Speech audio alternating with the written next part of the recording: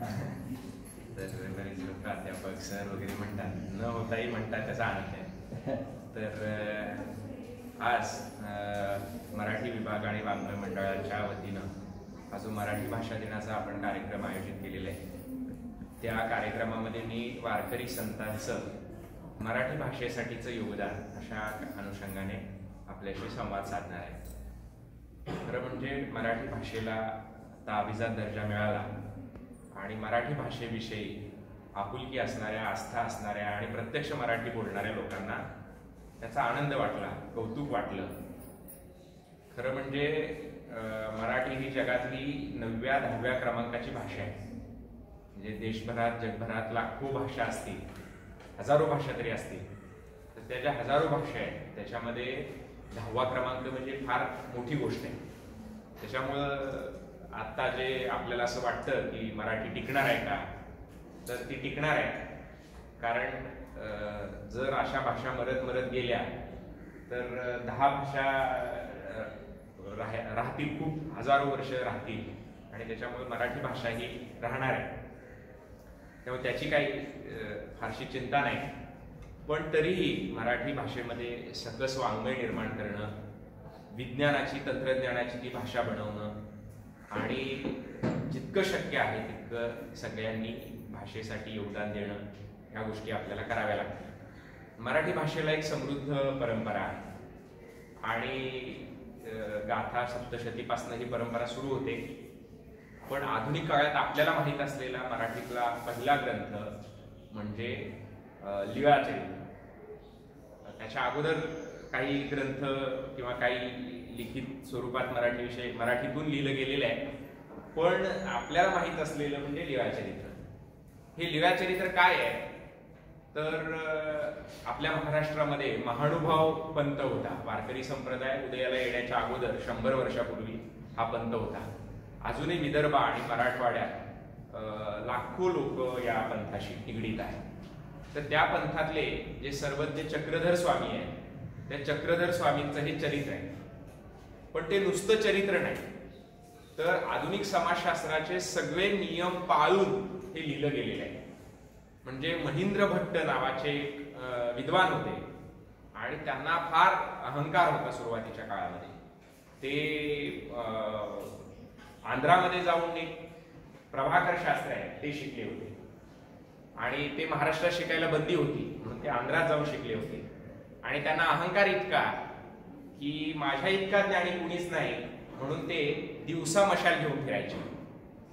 त्याचा सांकेतिक अर्थ असा होता की जगात 2 सूर्य आहेत, एक तो आकाशातला सूर्य आणि दुसरा मी ज्ञान सूर्य, म्हणून ते हातामध्ये दिवसा मशाल असायचे.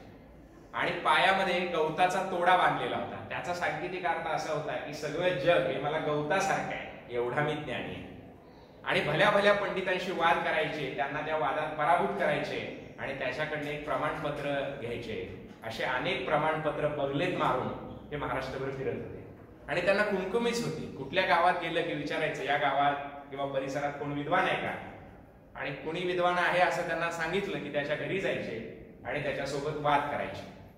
अशी त्यांना सवयच होती. एकदा ते त्यांच्या मामाच्या घरी गेले. गणपत आपयो असं त्यांच्या मामाचं नाव होतं. या गणपत आपयोंकडे गेले आणि त्यांना म्हटले की मामा, या परिसरामध्ये कुणी विद्वान आहे का, कुणी पंडित आहे का जो माझ्याशी वाद घालू शकेल. आपल्याला अशी एखादी गोष्ट येत असेल तर ती दाखवण्याचं एक आपल्याला ओढ लागलेली असते, कुमकुमी असते.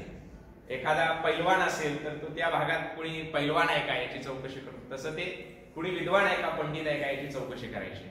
ते मामा म्हटले चक्रधर स्वामी म्हणून आहे, चांगदेव राऊळ असं त्यांचं पहिलं नाव होतं, तर ते चांगदेव राऊळ आहे.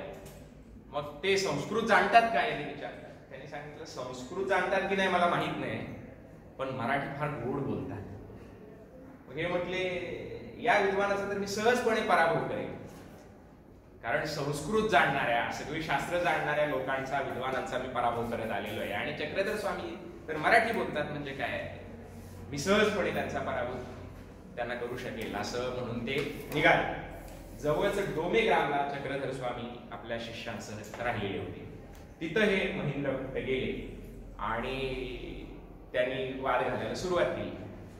चक्रधर स्वामींनी आपल्या गोड मराठीच्या बळावर, तर्कशुद्ध युक्तिवादाच्या बळावर आणि व्यासंगाच्या बळावर त्यांचा पराभव केला.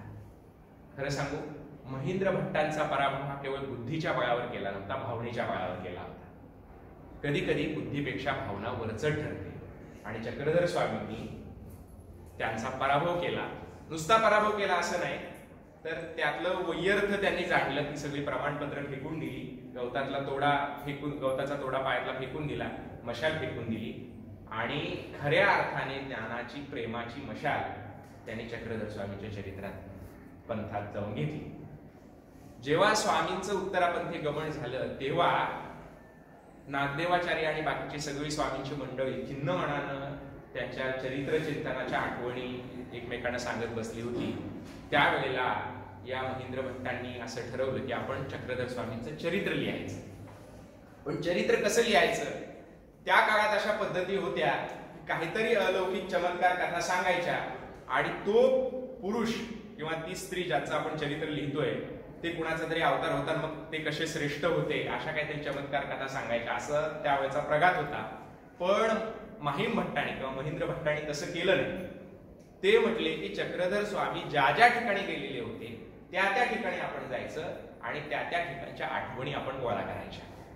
ते फिरायला लागले, महाराष्ट्रभर फिरले, अनेक ठिकाणी लोक त्यांना भेटत होते, त्यांच्याकडनं आठवणी गोळा करत होते. पण तसं काय प्रत्येकालाच गांभीर्य असतं असं नाही ना. एक खेळी भट्ट नावाचे शेतकरी होते, ते शेतात काम करायचे. त्यांना म्हटलं मला जरा चक्रधर स्वामींच्या आठवणी सांगा. ते म्हटले मला काय तेवढंच काम नाही, मला शेती करायची आहे.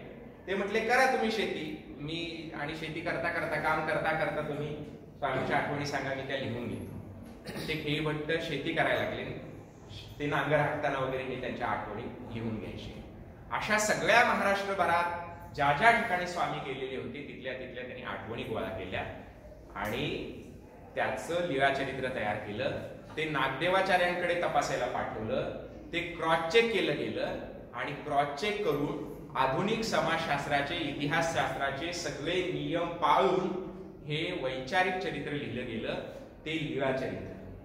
या लीळाचरित्रात केवळ आठवणी नाही तर काय आहे, तर याच्यामध्ये चक्रधर स्वामींनी एखाद्या प्रसंगाला उद्देशून काहीतरी ज्ञान सांगितलं. म्हणजे आपल्याकडे गोष्ट आणि बोध असा प्रकार असतो. बोध कथा आपण त्याला म्हणतो. सशाची कासवाची गोष्ट आपल्याला माहिती आहे की ससा आणि कासवाची शर्यत लागली आणि कोण जिंकलं?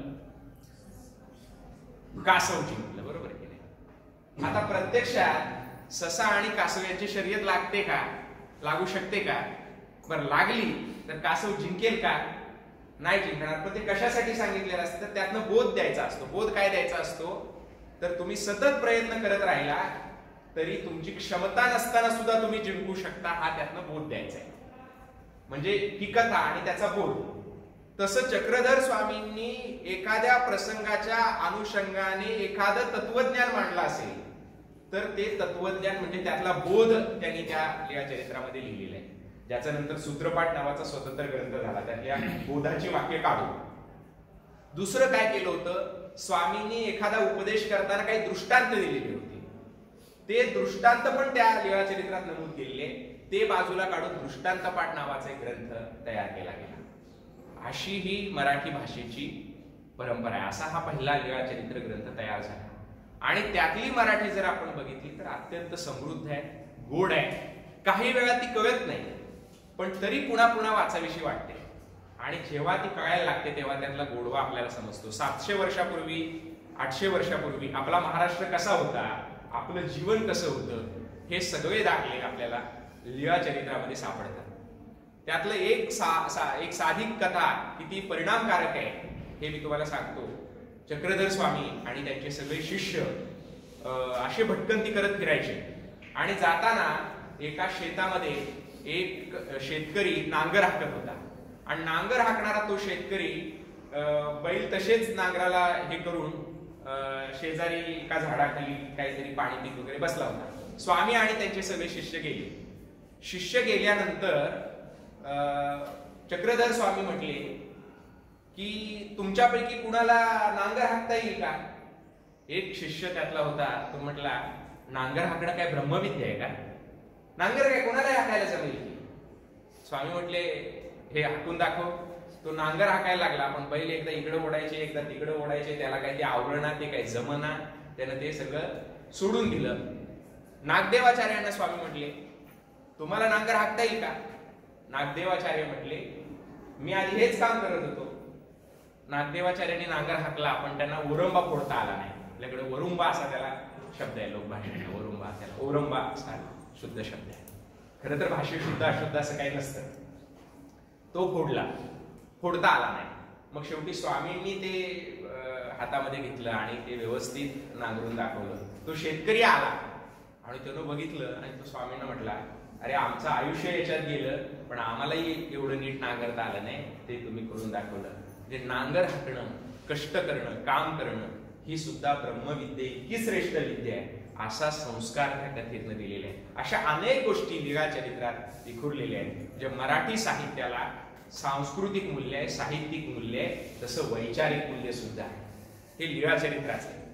आणि नंतर जेव्हा केशिराज व्यासांनी नागदेवाचार्यांना अशी विनंती केली की मी चक्रधर स्वामींचं संस्कृत मध्ये चरित्र लिहितो, किंवा हे सगळं संस्कृत मध्ये बोलायला पाहिजे, संस्कृत मध्ये सांगायला पाहिजे, तर त्यांनी सांगितलं की नाही, संस्कृत मध्ये सांगायची काही गरज नाही, हे मराठीतच सांगायला पाहिजे. कारण त्यावेळेची प्रमुख ज्ञान भाषा ही संस्कृत मानली जात होती. आणि तेव्हा मराठीचा झेंडा हा महानुभाव पंथाने फडकवला आणि त्यांनी मराठीची बाजू घेतली. म्हणजे आज जशी इंग्रजी ही ज्ञान भाषा आहे, आपल्याला काही घ्यायचं झालं तरी आपल्याला इंग्रजी बोलावं लागतं, आणि त्यात आपल्याला इंग्रजी बोलणं म्हणजे जरा जास्त प्रतिष्ठेचं असं वाटतं, मराठी बोलणं म्हणजे जरा कमी प्रतिष्ठेचं आहे असं आपण मानतो. म्हणून कारण नसताना आपण इंग्रजीचा आग्रह धरतो. तर तसं त्यावेळेला संस्कृत भाषा होती. ज्याला संस्कृत भाषा समजते तो फार मोठा विद्वान असं समजलं जात होतं. पण चक्रधर स्वामींनी सांगितलं, नागदेवाचार्यांनी सांगितलं की मराठी भाषा ही श्रेष्ठ भाषा आहे. आणि श्रेष्ठ अशा अर्थाने की सगळ्या भाषा समानच आहेत, पण कुठली भाषा कमी नाही आणि कुठली श्रेष्ठ नाही, सगळ्या भाषा समान आहेत. पण आपण ज्या भाषेमध्ये बोलतो त्या भाषेत आपण विचार करायला पाहिजे, त्या भाषेत मांडायला पाहिजे. ती भाषा जास्त आपल्यासाठी सोयीची असते, ज्ञान वाढवणारी असते. आपलं डोकं चालावं असं आपल्याला वाटत असेल तर आपण आपल्या भाषेत ते ज्ञान समजून घेतलं पाहिजे. कारण आपली विचार करण्याची भाषा ही आपली मातृभाषा असते. असा हा पहिला कालखंड गेला. दुसरा कालखंड त्यानंतर साधारण 100 वर्षांनी वारकरी संप्रदायाचा. आणि वारकरी संप्रदायाच्या काळामध्ये सुद्धा असंच झालेलं होतं की संस्कृत भाषा ही श्रेष्ठ भाषा आहे, ते बोलणारे विद्वान श्रेष्ठ आहे अशी समजूत होती. आणि त्यातही परत अशी गंमत होती की म्हणजे तुम्हाला सहज म्हणून प्रश्न विचारतो की मी काय प्राध्यापक नसलो तरी, की आपल्या भारतामध्ये जो धर्म होता त्याला वैदिक धर्म म्हणू किंवा काय, त्याचा प्रमाण ग्रंथ कुठला आहे, धर्मग्रंथ कुठला आहे? म्हणजे जसं मुस्लिमांचा कुराण आहे, जसा ख्रिश्चनांचा काय बायबल आहे, तसा वैदिक धर्माचा कुठला ग्रंथ आहे? कुठला? गीता. बरोबर का? तर अशी आपली मान्यता आहे, पण तसं नाहीये. तो ग्रंथ आहे वेद. वेद माहिती आहेत ना? सामवेद, यजुर्वेद, अथर्ववेद आणि ऋग्वेद, हे 4 वेद हे प्रमुख ग्रंथ मानलेले. पण त्या 4ही वेद ग्रंथाचा अधिकार मात्र स्त्रियांना आणि शूद्रांना नाही असं धर्माने सांगितलेलं. स्त्री शूद्रांना त्याचा अधिकार नाही. ज्ञानेश्वर माऊलींनी त्याचं वर्णन केलेलं आहे. वेदू संपन्न होय ठाई. वेद हा कसा आहे? संपन्न आहे. वेदू संपन्न होय ठाई, परी कृपणू ऐसा आणू नाही. पण त्याच्यासारखा कंजूस दुसरा कुठला नाही. जो लागला काणी तिही वर्णांची, तो काय केलाय? 3 वर्णातल्या पुरुषांच्या कानाला लागलेला आहे, स्त्री शूद्रांच्या कानाला लागलेला नाही. तो ज्ञानाने संपन्न आहे पण वृत्तीने कंजूष आहे असं माऊली म्हणतात. आपल्याकडे काय माणसं असतात बघा, पैशाने श्रीमंत असतात पण वृत्तीने कंजूष असतात. एक छोटंसं उदाहरण सांगतो. काय झालं होतं, एक नवरा बायको होते आणि नवरा बायकोचा स्वभाव जुळायला पाहिजे ना. जर नवरा समजदार असेल, समंजस असेल, तर बायको जरा भांडण करणारी असते, भांडखोर असते. बायको समंजस असेल तर नवरा भांडखोर असतो, बरोबर की नाही. दोघं समंजस असतील तर काय प्रश्न नाही, आणि दोघं भांडखोर असतील तर ते जाणार. तर त्या दोघांचा स्वभाव तसा जुळलेला होता आणि दोघेही फार कंजूस होते. एक दिवशी काय झालं की त्याच्या घरापासून काही अंतरावर शेत होतं आणि त्या शेतामध्ये तो दारं धरायला गेला. दारं धरणं माहिती आहे ना, म्हणजे शेताला पाणी देणं. दारं धरायला गेला, त्याच्या मनात तिथं विचार आला की घरी जर बायकोनं देवासमोर आरती लावली असेल आणि आरती न विझवता झोपली तर त्या आरतीतलं तेल किती जळेल. 4-5 किलोमीटर अंतरावर शेतात विचार केला आणि त्या तेलासाठी तो पळत तिथनं घरी आला आणि लांबच बायकोला म्हणला, अगा आरती विझवून झोपली आहे ना, तेल लय जळल, त्याच्यासाठी मी तिथनं एवढ्या लांबून पळत आलोय. ती बायको म्हणली, अहो मी तुमचीच बायको आहे, मी आरती ठेवून कशी झोपल. पण म्हणली, तुम्ही किती वेळ आहे, तुम्ही तिथनं 4-5 किलोमीटर वरनं पळत आला, तुमच्या पायातली चप्पल किती झिजली असेल म्हणली. हा म्हणला, अगं मी तुझाच नवरा आहे, मी हातात चप्पल घेऊन पळत आलो आणि जाताना पण हातात चप्पल घेऊन पळत जाणार. तर अशी काय माणसं श्रीमंत असतात पण वृत्तीने कंजूष असतात. माऊली म्हणतात वेदाचं कसं आहे, वेद हा ज्ञानाने संपन्न आहे पण वृत्तीने कंजूष आहे. कारण स्त्री आणि शूद्रातिशूद्रांच्या कानाला तो लागलेला नाही. मग दुसरा ग्रंथ कुठला आहे तर तुम्ही मगाशी जे सांगितलं ते गीता. गीतेचा अधिकार सगळ्यांना नाही, गीतेचा अधिकार सगळ्यांना नाही. पण त्या काळची मान्यता अशी होती की गीता ही दुय्यम दर्जाचा ग्रंथ आहे, कारण ती स्मृती आहे आणि वेद हे काय आहे, श्रुती. श्रुती म्हणजे मुलीचं नाव नव्हे किंवा स्मृती म्हणजे मुलीचं नाव नाही, अलीकडे असतं. पण श्रुती म्हणजे काय तर जे श्रुत झालं, ऋषी मुनींना श्रुत झालं, ऐकलं कानाने ते. आणि स्मृती म्हणजे लक्षात ठेवलेलं, म्हणून स्मृती ही दुय्यम दर्जाची आणि श्रुती ही कसे वरच्या दर्जाची. वेद हे वरच्या दर्जाचे आणि गीता ही काय मांडली गेलेली होती, दुय्यम दर्जाची मांडली गेलेली होती. मग दुय्यम दर्जाच्या ग्रंथाचा अधिकार ज्यांना आहे ते पण कसे झाले, दुय्यम दर्जाचे झाले ना. आणि वेद हे म्हणजे श्रुती आहे, तिचा अधिकार असलेले लोक हे श्रेष्ठ ठरले. ही विषमता संतांना मोडीत काढायची होती. आता काय करायचं, गीतेचा अधिकार आहे पण गीतेचा दर्जा खालचा आहे, तर पहिल्यांदा गीतेचा दर्जा वरचा आहे हे सांगणं गरजेचं होतं. ज्ञानेश्वर माऊलींनी ते केलं. ज्ञानेश्वर माऊली म्हटले गीता ही वेदापेक्षा श्रेष्ठ आहे. लोकांनी विचारलं कसं काय, माऊलींना त्यातली एक गो माहित होती. काय होती तर वेद हे देवाच्या घोरण्यातनं निर्माण झालेले आहेत अशी एक धारणा त्या काळामध्ये अजूनही आहे. म्हणजे वैदिक धर्माची धारणाच आहे की वेद हे परमेश्वराच्या उच्छवासातून निर्माण झालेले आहे. घेतो तो श्वास आणि बाहेर टाकतो तो उच्छवास. तर परमेश्वर झोपले होते आणि त्यांच्या उच्छवासातून, त्यांच्या घोरण्यातून काय निर्माण झाले, वेद निर्माण झाले. अशी एक वैदिक धर्मियांमध्ये धारणा आहे.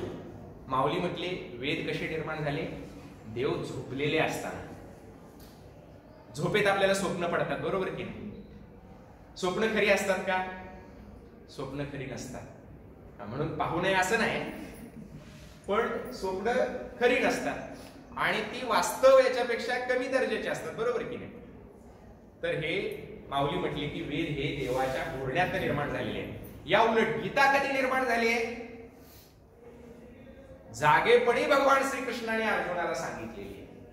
त्याच्यामुळे काय श्रेष्ठ आहे, गीता श्रेष्ठ आहे. ज्ञानेश्वर माऊली म्हटले तो हा वेदार्थ सागरू, जया निद्रिताचा गुरु, तो स्वये सर्वेश्वरू प्रत्यक्ष अनुवादला. गीता ही प्रत्यक्ष अनुवाद करून श्रीकृष्णाने सांगितलेली आहे. याच्या उलट वेद हे झोपेतलं घोरडं आहे म्हटले. तुकाराम महाराजांनी सांगितलं, तुका म्हणे वेद स्वप्नीचे येईले, ते काय येईल जागृतीशी. वेद हे स्वप्नातले, त्याचा जागृतीत काय उपयोग, ही उलटा पालट ज्ञानेश्वर माऊलींनी केली. वेदाच्या जागी त्यांनी कशाची प्रस्थापना केली, गीतेची प्रस्थापना केली. पण नुसतं गीतेची प्रस्थापना करून चालत नव्हतं, कारण गीता कुठल्या भाषेत आहे, संस्कृत भाषेत आहे आणि संस्कृत भाषा सुद्धा त्यावेळेच्या स्त्रियांना आणि शूद्रांना येत नव्हती, किंबहुना त्याचा अधिकार नव्हता. अगदी अलीकडच्या काळापर्यंत संस्कृत भाषा शिकायला स्त्री शूद्रांना विरोध केल्याचे दाखले आपल्याला सापडतात. अगदी त्याच्यात यशवंतराव चव्हाण आहेत, त्याच्यानंतर कृष्णाजी अर्जुन केळुसकर आहेत, बरीच लोक नाव तुम्हाला सांगते. आणि त्यावेळेची नाटकं आहेत, त्या नाटकामध्ये सुद्धा स्त्रिया ह्या प्राकृत मध्ये बोलताना दाखवलेले. तर म्हणजे लोकभाषेमध्ये बोलताना दाखवलेले, म्हणजे स्त्रियांना, ब्राह्मण स्त्रियांना सुद्धा संस्कृतचा अधिकार नव्हता. म्हणजे वेदाच्या जागी गीतेची स्थापना केली, पण नुसती गीतेची प्रस्थापना करून उपयोग नाही, त्याचं मराठीत भाषांतर करण्याचा मुद्दा आला आणि ज्ञानेश्वर माऊलींनी गीतेवर मराठीत भाष्य केलं. तो ग्रंथ म्हणजे ज्ञानेश्वरी. आता लोक असं म्हणायला लागले की भगवंताने संस्कृत मध्ये सांगितलंय आणि तुम्ही कसं काय मराठीत सांगता. ज्ञानेश्वर माऊली म्हटले, माझ्या मराठीची बोल कौतुके, अमृताते ही पैजा जिंके, ऐसी अक्षरे रसिके मेळविन. ज्ञानेश्वर माऊली म्हटले, माझी मराठी अमृताला सुद्धा पैजेवर जिंकणारी इतकी श्रेष्ठ दर्जाची भाषा आहे. आणि त्यांनी मराठीत ज्ञानेश्वरी केली.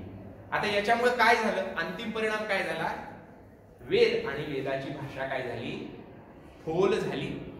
म्हणून ज्ञानेश्वर माऊलींच्या कार्याचं वर्णन करताना निवृत्तीनाथांनी असं म्हटलंय, नामदेवरायांच्या अभंगात आलंय, काढोन या गुह्य वेद केले फोल, आठविती बोल मना माझी. गुह्य काढलं आणि वेद काय केले, फोल केले. हे काम ज्ञानेश्वर माऊलींनी केलं.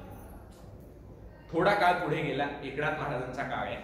एकनाथ महाराजांनी यांनी गीतेवर मराठीत भाष्य लिहिलं आणि ते काय झालं, ज्ञानेश्वरी झाली. तशी एकनाथ महाराजांनी भागवतावर मराठीत भाष्य करायला सुरुवात केली. भागवत म्हणजे पण पुन्हा कृष्णाने उद्धवाला केलेला उपदेश आहे आणि त्याचे पहिले 5 अध्याय लिहिले होते आणि तो घेऊन एक जण काशीला वाचायला गेला. एकनाथ महाराजांचा शिष्य होता आणि ते वाचायला लागला. एक संन्यासी त्या काशीतला, तो तिथनं जायला लागला होता नदीवर आंघोळीला आणि त्यानं ऐकलं की हे मराठीत वाचायला लागलेत आणि भागवत वाचायला लागले. संस्कृत मधलं भागवत मराठीत कसं वाचायला लागले म्हणून त्या सगळ्या संन्याशांनी काय केलं, एकमेकांना खुणवलं, त्यांना धरायला सांगितलं काही लोकांनी. आणि काही लोक तिथल्या मुख्य संन्याशाकडे गेले आणि त्याला सांगितलं की असा असा प्रकार आपल्या काशीमध्ये घडायला लागलाय, की मराठीत भागवत सांगायला लागलेले, किती मोठा अपराध. संस्कृत मधलं भागवत मराठीमध्ये सांगणं हा अपराध मानला गेला. त्याला विचारलं की कुणी लिहिलंय, त्यांनी सांगितलं की पैठणच्या एकनाथ महाराजांनी लिहिलंय. तर एकनाथ महाराजांना पैठणवरनं काशीला बोलवण्यात आलं. त्यावेळेला पैठण हे हायकोर्ट होतं आणि काशी हे काय होतं, सुप्रीम कोर्ट होतं. तर तिथं बोलवलं एकनाथ महाराजांना. आणि मग तो पंडित एवढा अहंकारी होता, मगाच्या त्या कुणासारखा माहीम भट्टांसारखा. तर तो एकनाथ महाराज म्हणजे मराठी भाषेत बोलणाऱ्या माणसाचं तोंड पाहायचं नाही म्हणून त्याने एक मध्ये पडदा टाकला आणि तिकडच्या बाजूला एकनाथ महाराजांनी प्रतिवाद करायचा आणि यांनी इकडून बोलायचं. ते म्हटले तुम्ही मराठीतनं का लिहिता, ते म्हणजे मराठीतनं लिहिल्यावर काय अडचण आहे. ते म्हटले अहो देवाची भाषा संस्कृत आहे, संस्कृत ही देवभाषा आहे, देवाने निर्माण केलेली भाषा आहे. एकनाथ महाराज म्हटले संस्कृत भाषा देवे केली, प्राकृत काय चोरापासून झाली. जर संस्कृत भाषा देवाने केली असेल तर प्राकृत काय चोरापासून झाली का. आणि एकनाथ महाराजांनी त्यांचा पराभव केला, आपलं म्हणणं त्यांना स्वीकारायला भाग पाडलं युक्तिवाद करून. आणि मराठी भाषेच्या विजयाची पताका त्यांनी काशी सारख्या सनातन्यांच्या नगरीमध्ये फडकवली. हे काम एकनाथ महाराजांनी केलं. म्हणजे सगळ्या संतांनी मराठीमध्ये लिहिलेलं आहे. नामदेवरायांनी मराठीत लिहिलं आणि नामदेवराय कुठवर गेले, पंजाबात गेले, राजस्थानमध्ये गेले, दिल्लीमध्ये गेले, अफगाणिस्तानामध्ये, आजच्या अफगाणिस्तानापर्यंत, आजच्या पाकिस्तानापर्यंत नामदेवरायांच्या प्रभावाच्या पाऊल पुढे आहे. एकट्या राजस्थानमध्ये नामदेवरायांची 300 देवळं आहेत. 300 देवळं दुसऱ्या राज्यात नामदेवरायांची आहेत. पंजाबमध्ये नामदेवराय गेले, त्या पंजाबमध्ये जगज्जेता सिकंदर आला होता. सिकंदरच. विनोबाने असं म्हटलंय की ज्या सिकंदराला तलवारीच्या बळावर पंजाब जिंकता आला नाही, तो पंजाब नामदेवानी प्रेमाच्या बळावर जिंकून दाखवला. आज 700 वर्ष होऊन गेली तरी पंजाबामध्ये नामदेवरायांचा गौरव होतोय, कौतुक होते, त्यांच्याविषयी श्रद्धाभाव, आदरभाव प्रगट केला जातोय. उत्तर भारतातली जेवढी संत परंपरा आहे, हिंदी साहित्यातली जेवढी संतांची परंपरा आहे मध्ययुगीन काळातली, त्या सगळ्या संतांच्या साहित्यामध्ये आपल्या नामदेवरायांचे उल्लेख आहे. कबीर आहेत, रोहिदास आहेत, दादू दयाळ आहेत, मीराबाई आहेत, नानक आहेत. शिखांच्या गुरुग्रंथ साहिब नावाच्या शिखांच्या धर्मग्रंथामध्ये आपल्या नामदेवरायांची 61 पद समाविष्ट केलेली आहे. आपली मराठी संस्कृती, इथलं पंढरपूर, विठ्ठल, ह्या सगळ्या गोष्टी त्यांनी उत्तरेमध्ये नेल्या, त्याचा प्रचार प्रसार केला. हे नामदेवरायांचं मराठी भाषेसाठी, मराठी संस्कृतीसाठीचं महत्वाचं योगदान आहे, संतांचं योगदान आहे. त्याच्यानंतर तुकाराम महाराजांनी मराठी भाषेमध्ये लिहिलेलं आहे. आणि आपल्याला या गोष्टीचा अभिमान वाटायला पाहिजे की जी भाषा ज्ञानेश्वर माऊली बोललेले आहेत, चक्रधर स्वामी बोललेले आहेत, तुकाराम महाराज बोललेले आहेत, एकनाथ महाराज बोललेले आहेत, ती त्या भाषेमध्ये आपण बोलतोय याचा आपल्याला अभिमान पाहिजे, एवढं ते महत्वाचं आहे. नामदेव ढसाळ, काही दिवसांपूर्वी त्यांचा स्मृतीचा दिवस झाला, तर नामदेव ढसाळ पद्मश्री, फार मोठे साहित्यिक, त्यांनी असं म्हटलंय की मराठीमध्ये पूर्व काळामध्ये मला 2च कवी महत्वाचे वाटतात, एक तुकोबा आणि दुसरे बहिणाबाई. बहिणाबाई म्हणजे कोणत्या बहिणाबाई? बहिणाबाई चौधरी. 2 बहिणाबाई आपल्या महाराष्ट्रात होऊन गेल्या. एक संत बहिणाबाई, ज्या तुकाराम महाराजांच्या काळात तुकाराम महाराजांच्या शिष्या होत्या, त्या बहिणाबाई पाठक, आणि दुसऱ्या जळगाव जिल्ह्यातल्या बहिणाबाई चौधरी, ज्यांच्या आपण कविता फार ऐकलेल्या आहेत. मन वढाय वढाय उभ्या पिकात लढोर, किती हाणलं तरी फिर येतं पिकावर. अत्यंत साधी सोपी भाषा, पण जीवनाचं उच्च दर्जाचं तत्वज्ञान बहिणाबाईंनी मांडलेलं आहे. आणि एक खेड्यापाड्यात शेतामातीत काम करणाऱ्या एका बाईने हे लिहिलेलं आहे. त्यांना लिहिता वाचता सुद्धा येत नव्हतं. त्यांच्या मुलाने, त्या सोपानदेव चौधरींनी, काही इतरांनी लिहिलेलं घेऊन तो संग्रह प्रकाशित झाला. जेव्हा सोपानदेव चौधरींनी ते हस्तलिखित दाखवलं भीत आचार्य आत्र्यांना की हे बहिणाबाईंचं, माझ्या आईने लिहिलेल्या कवितांचा हा संग्रह आहे, आचार्य आत्रेने बघितलं आणि आत्रे म्हटले, हे 52 कशी सोनं आहे, हा खजिना आहे, हा खजिना महाराष्ट्रापासून लपवून ठेवणं हा गुन्हा आहे, असं आचार्य आत्रे म्हणते. त्या बहिणाबाई, त्यांच्या कविता आहेत, त्यांनी सांगितलं श्रीमंताचा म्हणजे बालाजीला सोनं चांदी लागते ना, विठोबाला पाना फुलात हे होतो, तर त्याची कविता फार सुंदर त्यांनी लिहिलेली आहे. सोन्या चांदीनं मडला श्रीमंताचा बालाजी, सोन्या चांदीनं मडला श्रीमंताचा बालाजी, शेतकऱ्याचा विठोबा पाना फुलात राजी. ती साधेपणाने सांगितली, पाना फुलात आमचा देव. भाषा ही देव, संस्कृती, संप्रदाय सगळ्यांनी घडत असते ना. त्यांनी सांगितलं की हे आमचे जे पांडुरंग आहेत त्याला काय लागतं, तर काहीच लागत नाही, पान आणि फुल लागतं. तिकडे कानोड नावाचं देव आहे, कानोड, त्याच्याविषयी आणि त्याच्याने विठ्ठलाची तुलना करताना बहिणाबाईंनी सांगितले, अरे कानोड कानोड सदा रोसत फुगत, अंगावरील आले दागिने मागत. हे असं त्याची चेष्टा केलेली आहे. काय काय देवाला कोंबडं बकरं लागते, पण पांडुरंगाला तसलं काही लागत नाही ना. पांडुरंगाला फक्त भक्तिप्रेम लागते. आणि म्हणून सगळ्या आधुनिक कवींवर, साहित्यिकांवर, मराठी भाषेसाठी योगदान देणाऱ्या सगळ्या लोकांवर सर्वाधिक प्रभाव महाराष्ट्रात कुणाचा असेल तर तो संतांचा आहे. आता ज्यांच्या नावाने आपण हा दिवस साजरा करतोय ते कुसुमाग्रज. कुसुमाग्रजांनी संतांविषयी फार आदर आणि आत्मीयता व्यक्त केलेली आहे. त्यांची एक कविता मध्यंतरीच्या काळात आपण सगळ्यांनी ऐकली, कुंभमेळ्याच्या संदर्भामध्ये. त्यांनी सांगितलं की संतांनी कुंभमेळ्याचा निषेध केला ना, त्या कुंभमेळ्यातलं सगळं वातावरण, तिथले ढोंगी साधू, संधी साधू, ते सगळे बघून तुकाराम महाराज असं म्हटले, आले सिंहस्थ पर्वणी. सिंहस्थ पर्वणी आली, काय झालं तर पुरोहितांचा व्यवसाय झाला, बाकी काही झालेलं नाही. तर हे झालेलं आहे कुंभमेळ्यामध्ये. आणि त्याच्यावर कुसुमाग्रजांनी एक कविता लिहिली आहे. त्याची सुरुवात अशी आहे, व्यर्थ गेला तुका व्यर्थ ज्ञानेश्वर, संतांचे पुकार वांज झाले. आणि त्या कवितेचा शेवट असा आहे, तुका म्हणे आयसे माईचे मविंद, त्यापाशी गोविंद नाही नाही. म्हणजे शेवटी त्यांनी तुकाराम महाराजांच्या नावाने ती कविता लिहिल्यासारखं केलेलं आहे. म्हणजे सगळ्या कवींनी आपलं नातं जे सांगितलेलं आहे ते कुणाशी सांगितलंय, संतांशी सांगितलंय. ज्या कर्मवीर अण्णांची आपण आता पूजा केली, ते कर्मवीर अण्णा गाडगे बाबांना म्हणायचे हे आधुनिक तुकाराम महाराज आहे. त्यांच्यावर संतांचा फार मोठा प्रभाव होता कर्मवीर अण्णांवर. म्हणून गोरगरिबांची, शेतकऱ्यांची, कष्टकऱ्यांची लेकरं शिकावी म्हणून ते अनवाणी फिरायचे. स्वतःच्या बायकोचं मंगळसूत्र हे करून त्यांनी मुलांना शिकावं याच्यासाठी त्यांनी धडपड केली आणि खेड्यापाड्यातली गोरगरिबांची, शेतकऱ्यांची, कष्टकऱ्यांची मुलं शिकवण्यासाठी त्यांनी प्रयत्न केले. असा हा आपल्या मराठी भाषेचा प्रवास आहे. असं ही मराठी भाषा घडवण्यासाठी संतांनी योगदान दिलेले आहे. मूळ मराठी भाषा आधुनिक काळामध्ये जागवण्याचं काम हे महात्मा ज्योतिबा फुले यांनी केलं.